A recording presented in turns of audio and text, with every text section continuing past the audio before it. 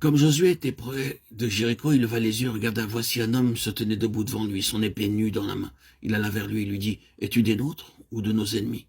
Il répondit, non, mais je suis le chef de l'armée de l'Éternel. J'arrive maintenant. Josué tomba le visage contre terre, adora et dit, qu'est-ce que mon Seigneur dit à son serviteur? Et le chef de l'armée de l'Éternel dit à Josué, ôte tes souliers de tes pieds, car le lieu sur lequel tu te tiens est saint. Et Josué fit ainsi. Josué 5, 13, 15. Quelle a été la réponse lorsqu'il a demandé, es-tu des nôtres ou de nos ennemis? Pour nous, pour eux, pour ceci, pour cela? Non, je ne suis pas pour ceci ou pour cela. Je ne suis pas pour vous ou pour eux. Je suis pour le dessein du Seigneur. C'est cela le contenu réel de la réponse. Je ne suis pas pour des gens particuliers. Je suis pour le dessein du Seigneur. Je ne suis pas venu pour ce travail ou cette œuvre que vous essayez de réaliser pour le Seigneur. Je suis pour le dessein du Seigneur. Je suis voué au dessein de Dieu, le dessein éternel. Non mais, si seulement nous pouvions saisir tout ce que cela implique. Nous voulons que le Saint-Esprit parraine nos mouvements, notre travail, notre ministère. Nous demandons au Saint-Esprit s'il est pour nous. Il ne dira jamais qu'il l'est. Dans un sens, le Seigneur est pour son peuple, si Dieu est pour nous. Mais d'un autre côté, le Seigneur dit, je ne suis pas pour vous, mais pour mon dessein, en vous et par vous. Non pour vous en tant que tel, en faveur d'Israël ou de Josué, élu et oint souverainement. Je ne suis pas pour vous, je suis mandaté pour le dessein de Dieu.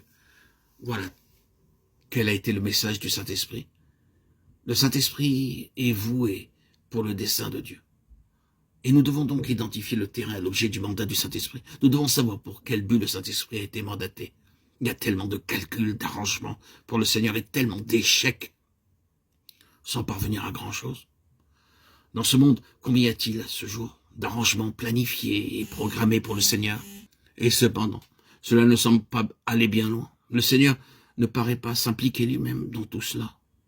Nous devons donc identifier l'objectif du Saint-Esprit. L'objectif du Saint-Esprit n'est pas de faire quelque chose qui porte la marque du terrestre, ni d'établir quelque chose sur cette terre qui porte des souliers faits de main d'homme.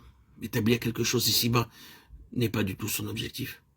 L'Esprit Saint est voué à quelque chose d'absolument céleste, et son objectif consiste à nous affranchir de ce monde d'une manière intérieure, spirituelle. Cela mériterait peut-être d'être vu plus en détail. Mais notons que c'est de la plus haute importance de connaître l'objet de la préoccupation de Dieu. Il ne fera lui-même rien de ce qui est attaché à cette terre. Il s'engagera lui-même seulement dans ce qui est lié au ciel. Que cela soit établi.